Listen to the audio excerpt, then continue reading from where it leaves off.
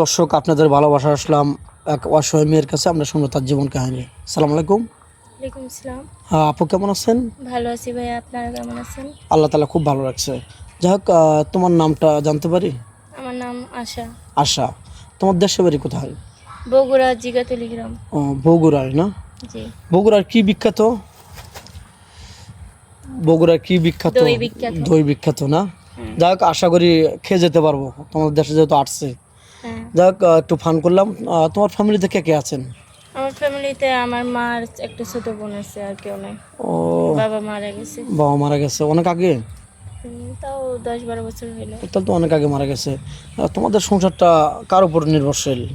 মার উপরে, মা পরের বাড়ি কাজ করে। ও, অনেক বাসা কষ্টে বাড়িতে মানে কাজ করেন। কত বছর বয়স হলে পরে তোমার সাথে মেসে উঠাবে তুমি মনে করো? যেমন তোমার বয়স 24-30 বছর ছেলে লাগবে, নাকি 22 বছরের ছেলে লাগবে, না 40 বছর বা 50 হয়ে গেছে? চলবে, যেহেতু আমার 24 অথবা 26-27 এরকম হলেও চলবে। ও, তোমার কি আগে বিবাহ হয়েছিল?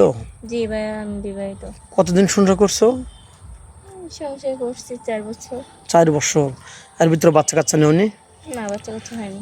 চলে আসার কারণটা কি? স্বামী মারা গেছে নাকি স্বামী বাজে ছিল, নাকি কারণটা স্বামী কি? মারা যায়নি, স্বামী জীবিত আছে। ও নেশা করে, পরের বুদ্ধি শোনে। ও, মদ গাঁজা খায়, অত্যাচার করে, টর্চার ও করে। নেশাবানি করতো, মানে এক কথাই হ্যাঁ। যে সে নেশাবানি করতো, সে বাজে ছেলে, জি। তোমার সাথে অত্যাচার তারপর করতো। আমি আমার মার কাছে এসে পড়ছি, ও ডিভোর্স লেটার পাঠিয়ে দিছে।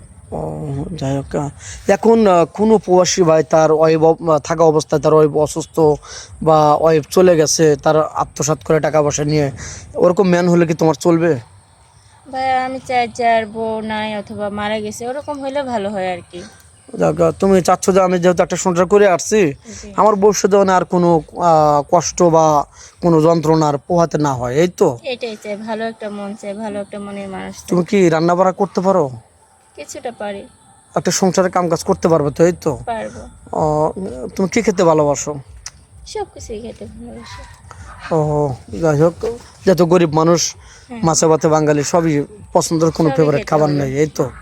যাক, তুমি তো মুসলমান না? জি। নামাজ কালাম তো পড়া হয়। পড়ি। তোমাকে কোনো প্রবাসী ভাই হোক আর বাংলাদেশি ভাই হোক বিয়ের সাথে করে যদি বলে যে তোমাকে পর্দা করতে হবে, তাহলে কি তুমি পারবে? পারবো, সে যা বলবে তাই করব। ও, যাই হোক, তোমার কোনো ফোন আছে? না ভাই, আমার ফোন ছিল, বাস্ট হয়ে গেছে, সিম সহ নষ্ট হয়ে গেছে। ও, ফোন নাই একটা বলতে। ছিল, আর কেনার কোনো অ্যাবিলিটি না, নেই? এখন আর কিভাবে কিনবো, আমার মা তো অনেক কষ্টে চলে।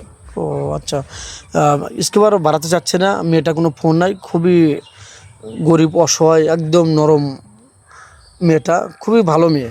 তো যাই হোক, আমার পূর্বে পরিচিত মেয়ে, আশা করি কেউ ঠকবেন না। মেয়েটা খুবই কষ্টে আছে, একটা বিয়ে হয়েছিল, এখন তার বাবা নেই, মায়ের সংসারে আছে, খুব কষ্টে আছে। তো মেয়েটা কোনো ফোন নেই, আমাদের নাম্বার দেওয়া থাকবে, আমাদের নাম্বারে যোগাযোগ করলে মেয়েটাকে পাবেন। কেউ ভিডিও কল দেবেন না, অডিও কল দেবেন। ভিডিও কল দিলে ব্লক করতে বাধ্য হবে। ভালো থাকবেন, সুস্থ থাকবেন, এই বলে শেষ করে দিচ্ছি। আল্লাহ হাফেজ।